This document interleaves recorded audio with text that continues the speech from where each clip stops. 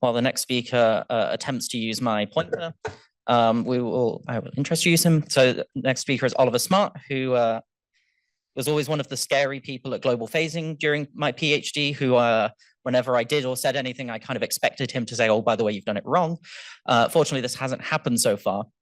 But from global phasing, a brief stint at the PDB, tackling the problem of ligand validation before realizing that ligand validation is of course, hard, and then retreating back to, I believe, global phasing again, which hopefully everything's solved now.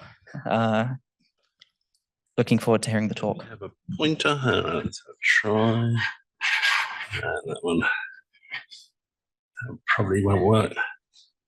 Laser pointer. Good. Okay. Can everyone hear me? Yes. Someone wave at the back. Is the mic working? Good. Okay. Yes. I'm Oliver Smart. I work at Global Phasing again. I have an admission to make. I'm the second speaker from Global Phasing, and I'm not really a crystallographer. Well, maybe after 20 years of writing crystallography code, but in the dim and distant past, I was a modeler, and I could never look at electron density. Now, the PDBs made that a lot easier, but they still don't. And this talk is the organizers gave me this talk, and it was actually very thought-provoking because I developed the bit of software at the other end, the fiddly bit, fitting ligands, ligand restraints, ligand validation, and we probably need to do a better job. Just to say, this talk is really aimed at being rather educational for my advice to someone who's starting off maybe as a PhD and aiming to get ligand density, and to point out some of the problems which can happen during this process. So if you want to take that URL, it'll be at the end, but it's also on every slide at the bottom. So hopefully you can see that. The proceedings will be a full paper, and all the reinterpreted structures will be deposited to the PDB. And so my feeling of guilt is we will see quite a few structures where we've known there have been problems for years, and they're still there, and they're still being cited, and they're still being used by modelers, like I used to do. So producing an X-ray protein ligand complex structure is complicated. I'm going to be giving the same flowchart that everyone else, but my bit will be much more towards the other end. And then I'm going to just give a review of ligand validation tools, and that's mainly going to be COOT, and only one tool global phasing tool that we need to update and make better. And then I'm going to show that PDB entries where illustrating each pitfall.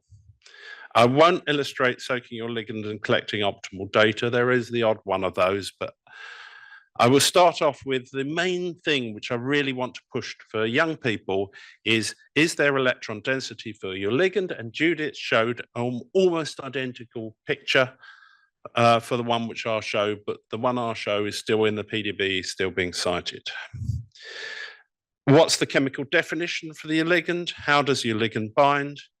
Is the structure reasonable? Even if it's actually, it looks really perfect, it's still worth having a good look at the validation tool. So I'll show you an interesting one of those. And then just an amusing before lunch to get your appetite up, problems which can happen in deposition. And there's a particularly amusing one. Okay, so it's complicated. And I once actually tried to collect data from a crystal and it was salt, and then I gave up. This was the days of the precession camera. Too bloody difficult for me. So it really is. So refinement and model building, and as Judith says, assessment of the initial difference map. And that is difficult. It's a difficult process. Then we have the ligand, which might be a SMARS string for you, or you might be given a picture by a chemist and you go and sketch it, maybe in the COOT sketcher or another sketcher. and you produce a restraint dictionary. You fit the ligand into the initial model, you refine it, you apply the validation tools, and you deposit it. Now, it's all nice and straightforward. I don't need to talk too much about this, but yeah, structure-guided drug discovery relies on structures with ligands bounds. If it's the ligand of interest, then it really is important that it's there and it's modeled pretty well. If it's a glycerol on the outside, it doesn't matter so much. So I'm going to review the ligand validation tools on a structure which I really like, a very nice one. And so actually I had a look at this, and I spotted a couple of things which I looked at it years ago and I wasn't even aware of these. But so this is an example. It's a well done ligand. This is not a problem. It's a beautiful one. It's refined by Phoenix. It's a very nice ligand. It fits the 2FO minus FC electron density. So just to review what that is, 2FO minus FC for the youngsters is where there are electrons which scatter X-rays, okay? And so the ligand goes through the middle. And then what you're aiming for in your project is to get a nice high resolution structure so that you can see a hole in a ring. That's really what that's the kind of, that's something we shouldn't call it a sexy thing, but it's holes in rings are good, yeah? So it's a very nicely fitted. And what you also get is difference density. Now, in this case, the difference density is going to be colored red and green, and I use this solid surface in Coot. So these are Coot-produced pictures. And what we aim, the difference density, the red bit, is saying we want less electrons in this area.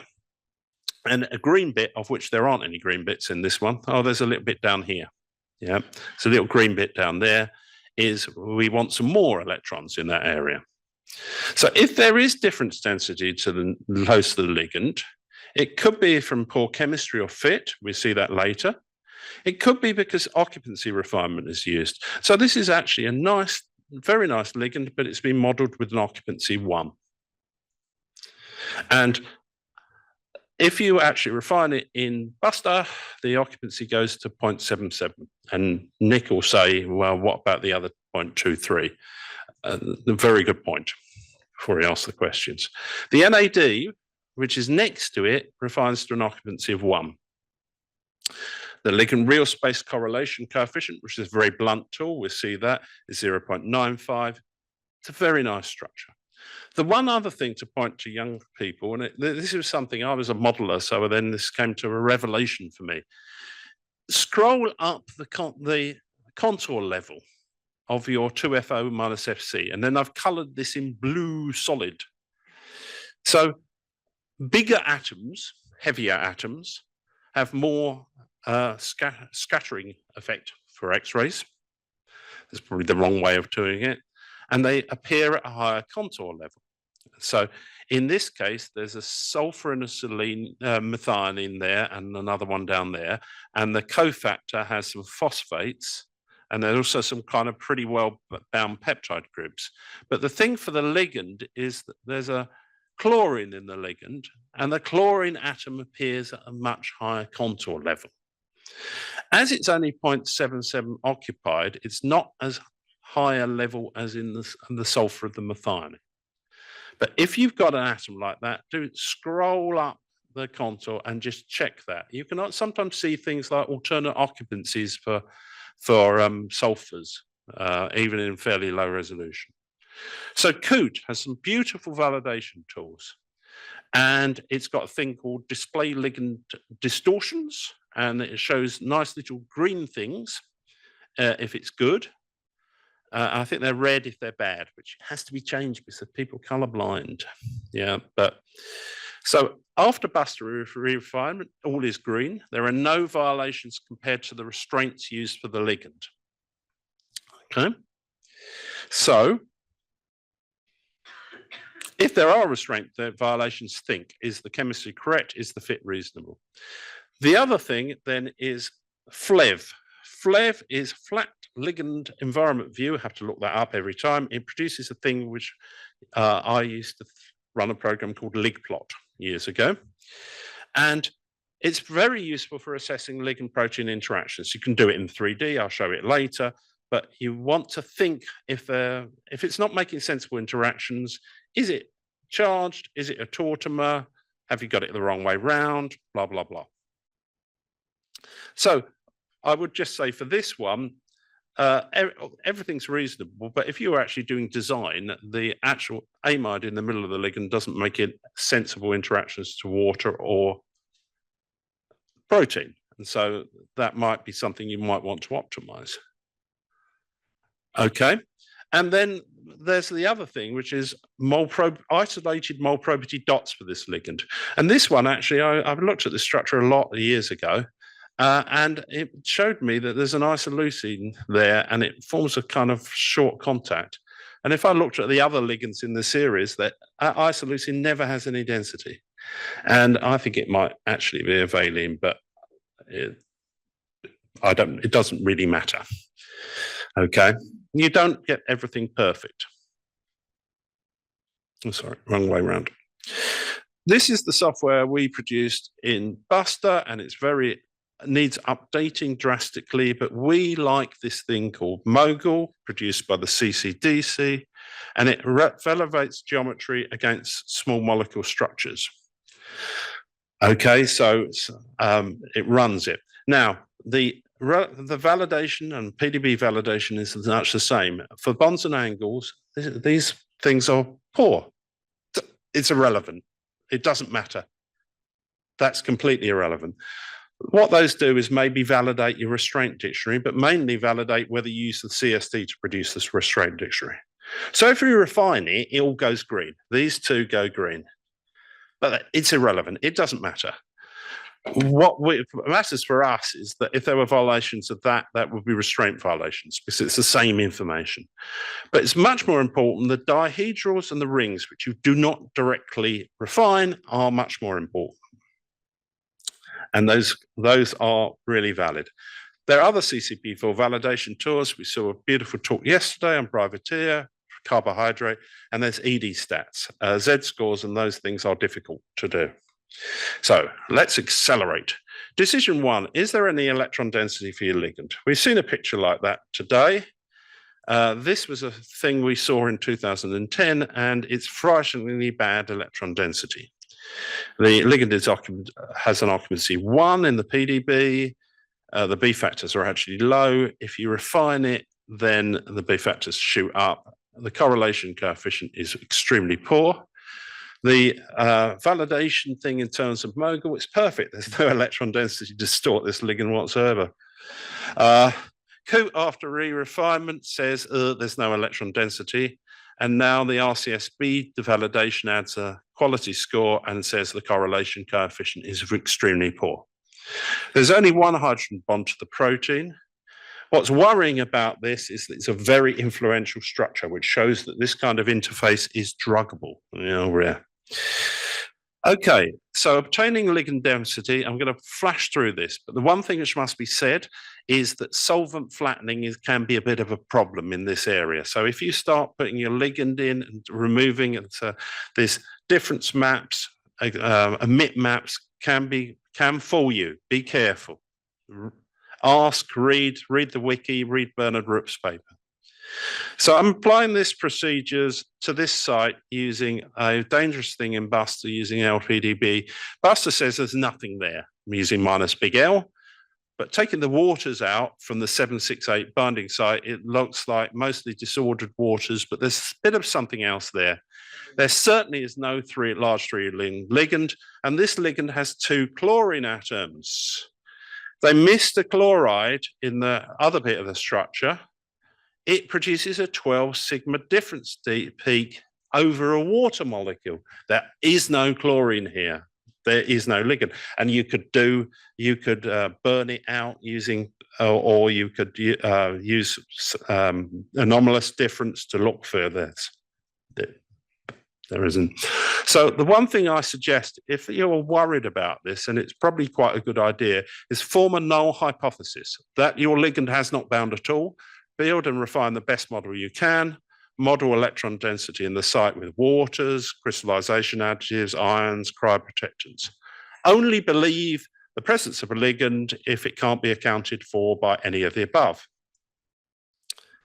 Okay, I did this, and I reckon my best interpretation of this structure is that there is an FA glycol with two alternates and some ordered waters which actually look like the APO. There is one. The crystallization conditions include 3% glycol.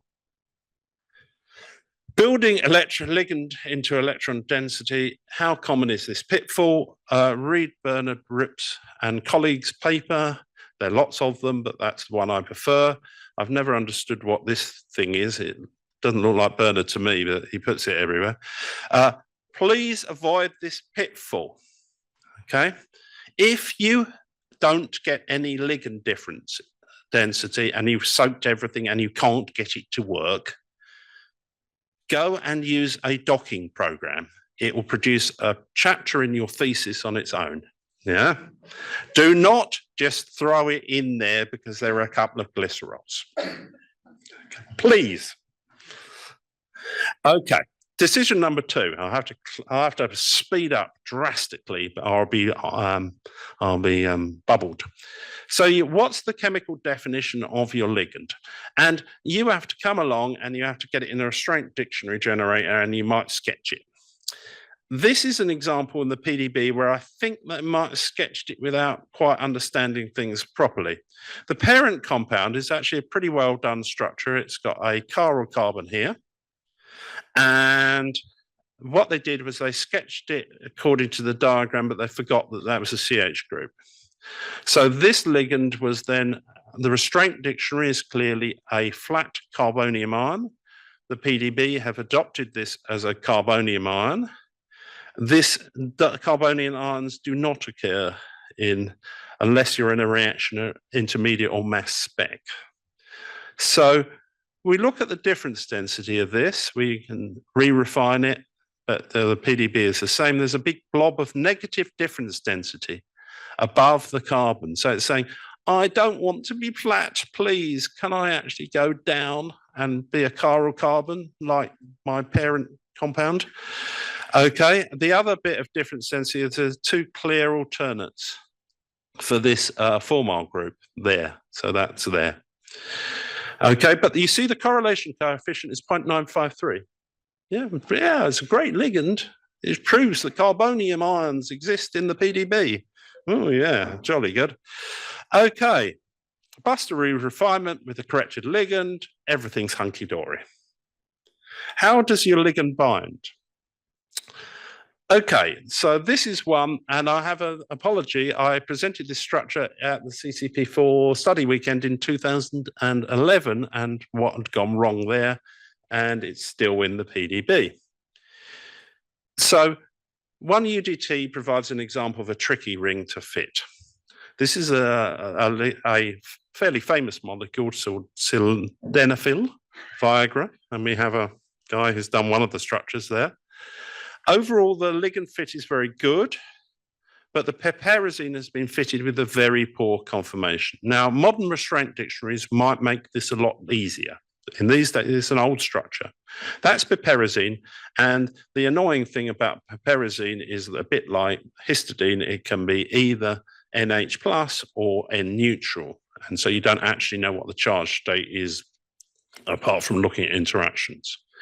Now, Lucy from York gave a beautiful thing on carbohydrates and saying that chairs are good.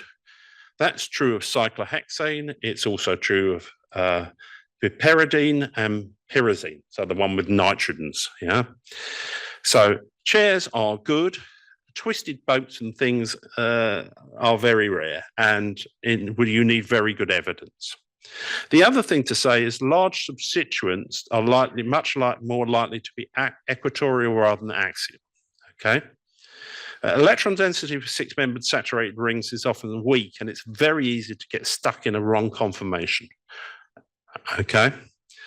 So that's the 1-UDT Buster map out of PDB. And the important thing is there, the ring conformation is really weird.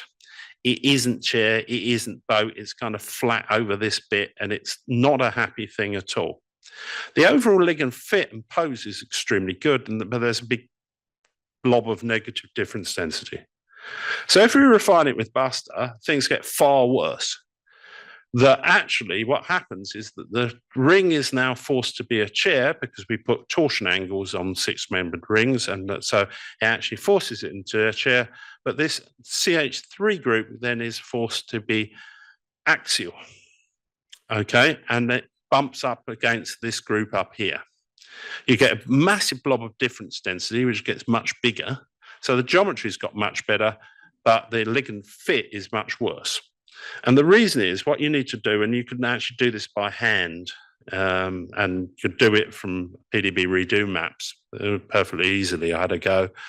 But what you need to do is you need to make this substituent equatorial. You can then tell actually this group is an NH plus, and what it's forming, so it has good density fit, no close difference density, chair conformation, CH3 equatorial, and good contacts, one of which is what we call a salt bridge, which confuses people, charge-charge contact, okay? So the NH plus is seeing that, glue. The interesting thing, that glue is from a crystal contact. So what this shows is that this conformation is unlikely to be the one found to be relevant for drug design, and the one founded for the isolated protein. Okay, is the model of your ligand complex structure reasonable? I'll flash through this. So during the whole process, certainly at the end, you want to look at, is the overall fit to electron density good? Is there difference density next to the ligand? And if there is, then it might be a bit of noise, but that's all right, but have a look. Are there ligand restraint distortions? If there are, it might be that it's strained. Actually, and that piperazine is strained, actually. So there are some minor distortions. Does it have unusual torsion angles or rings in comparison to the CSD? That piperazine does. And do the hydrogen bond contacts make sense? So unusual doesn't mean wrong, but have a look at it. So we'll look at this ligand, and I won't say who it's from, actually, this one. It's a beautiful ligand. It's not the main ligand. It's a secondary ligand. Okay, a little 2-hydroxypyridine. Yeah, beautiful. It's got a correlation 0.95, beautiful fit to the electron density, lovely hole in the middle of the ligand, no unusual torsion angles, because there really aren't very many. No ligand distortions, no difference density. There's a blob over there, but that's not the ligand. Does the ligand protein contacts make sense? No, because actually this NN in this pyridine ring is a hydrogen bond acceptor, and that carbonyl is a hydrogen bond acceptor. So the hydroxyl, you can explain that making nice contacts to NH and to a histidine doesn't make any sense. And that's kind of weird, but it's 2.8 angstrom, so it looks like it. Tautomers. If life wasn't complicated enough, then tautomers are introduced. So tautomers, and if you look at the textbook, which for me is Wikipedia, and probably everyone else, the textbook example is 2-hydroxypyridine. And actually, it can be a pyridone. So basically, the hydrogen can go up to the nitrogen, and this becomes a double bond. If you want to know more about tautomers, talk to Ben and read the CCP4 proceedings from 2017. So it's actually I think it's a 2-pyridone. So actually it fits the density just as well, but then what you get is nice hydrogen bond contacts, because that group can hydrogen bond, becomes an NH and hydrogen bonds up there. What you'll see is, I'll just flick between the two, you don't see differences in bond lengths or bond angles from the difference density. This is 1.2 angstrom resolution, but you can't see which form it is. You can only infer it from the contacts. So life is complicated. Okay, mistakes can happen in deposition. Okay, So mistakes can happen in deposition. Chemical component is a great resource, but things can go wrong. And when we see it, we put the corrections in, and this one probably has already been corrected. This is one we saw. This needs to be marked up in a different way, and there's some chiral inversions and that kind of thing. This one is the final example, thank God, 2 minutes to go. Okay, and this one is an old example. They put the wrong structure factors in. The difference density is fairly large. In fact, if you look at the density, they've got beautiful density for this part of the ligand, but these parts are absent or different. And this is a trimethoxybenzene. It's quite clear from the density, and that was published. But we thought that this group had become inactive. What was strange is looking subsequently and then doing a search against chemical databases, this ligand is actually in the PDB. It was actually deposited by the same group a year after we spotted the problem and published it, and it's SD1. So they actually put the structure factor for the follow-up compound rather than the one which they were actually put in the paper. Oh, the only interesting thing is they missed a glycerol, which is hydrogen bonding to the ligand, which they interpreted as two waters. So many acknowledgements. Thanks to all the PDB depositors, the structures. When we make a mistake in coding, we call it a bug. It isn't a serious issue. All these things are actually very good structures and very informative, and thank you very much. I'd like to thank the audience. I have some conclusions. The main one, which is, do not fit your ligand into no density, please. And the other thing is, for me, problematic structures in the PDB need to be reinterpreted and put into the PDB. It takes a lot of effort, and I apologize for the fact that I haven't been doing that. I think that's probably 1 minute over. So I want to be bubbled. Where's the bubbles? You get a small bit of bubbles at 25 minutes, and then you get Sam parading or I parading in front of you with the bubble gun at 30. So if you wish to keep talking for like 3 more minutes, you can be bubble gunned. I have some more slides. Maybe you can just enjoy using it while you answer your questions then. Yeah, I can't bubble myself. Anyway, are there any questions from the room? I can't handle liquids. I'm a computational chemist. I actually have a question if there's no one else that wants to jump in before me. So I'll go to Paul while you ask. So actually going back to Judith's thing earlier about saving time by not only focusing on the ligand sites, like, do you think a lot of potential like fragment binding is being missed by not refining the whole structure and then focusing on the ligand? The only thing which I could, the thing which I would say about that is the one thing I make sure, so the phase thing does mean, the phase problem does mean that as you improve the phases, things become more interpretable. If you're on the edge of interpretability, then whatever you can do to clean up the structure is extremely important. The thing which I would urge anyone to do is to make sure you use TLS where appropriate, which now is much easier, because that can make a massive difference in my experience with the interpretability of things. And use NCS and jelly body restraints. I think it's called in RefMax, targeted restraints at low resolution. So careful refinement protocols. Probably what you find is that as the pharmaceutical companies probably have automated refinement, which makes sensible choices. But if you're doing it by hand, all of these things are complicated. And as a graduate student, you're now expected to produce, I don't know, 5 structures or something. The whole process is very complicated here, and being an expert in all of them is quite difficult. Paul Imsley, Laboratory of Molecular Biology. Can I take you back a couple of slides where you were talking about problems that are occurring at deposition? You showed a problematic nitro group, and that is of surprise and interest to me that such a thing could occur. Have you reflected on how it is happening and whether it might be occurring in other structures as well? That's happened 3 times in the past year. I think it's quite a difficult thing to mark up by hand. So my understanding, so just to say, so Buster and RefMac and probably Phoenix as well now all include the restraint dictionary used for a ligand in a deposition CIF. I've contacted the authors of the PDB and the authors of the deposition for this.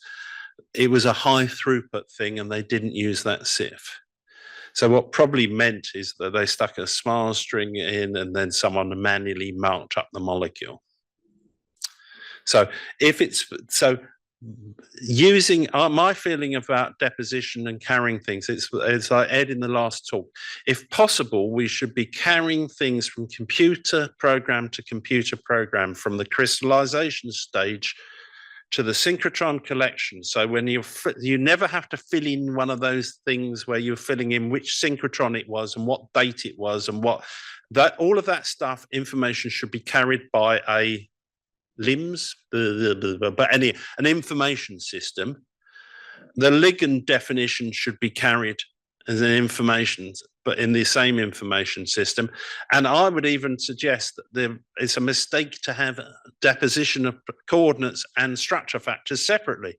So we've seen a mistake that if I had to do a deposition of 100 things, and I had any manual thing, I think I would guarantee that at least 70% of them probably would have the wrong things the wrong way round with the wrong ligand or the wrong whatever. You know, getting these things, so carrying things together where possible. So that's the answer. One very quick question. Judith Debreton, AstraZeneca. My question is about the last point that you raised about tautomers. Can you comment on how to best handle them in terms of, well, I'm asking because I know that these are notoriously difficult to fix because these are separate entities as far as crystallography software concerned. Yeah. Are there any plans to make that easier? Well, there is one thing we do, which would happen for this example, is that we flag up when you run grade 2, you flag up and you can do with the grade. I haven't promoted my own software. The grade 2 and the grade web server now runs grade 2 and would tell you. It would tell you that there's already a tautomer in the PDB because Inchy and Inchy key are designed to say these are the same molecule. So, yeah, which one? Oh, that's not the last. That one, yeah, they have the same Inchy key. So for chemical databases, we'll know that's the same thing. But obviously for the PDB, it isn't. It's actually a different entity. Working on tautomers is one of those things which then I get very scared. I mean, it's tautomer prediction is difficult. And yeah, I think it's something we need to do better. But I'm scared. That's the thing. I think Paul's got some code. Yeah. But he doesn't want to comment. So that'll also be in Coot in 2 weeks. Yeah. Okay, so on the note of sleepless LIMS developers and scared modelers, it's time to bring the session to a close and let you all go off and have lunch. Thank you to all of our 3 fantastic speakers from this session. Thank you to Sam for running Slack and the microphones.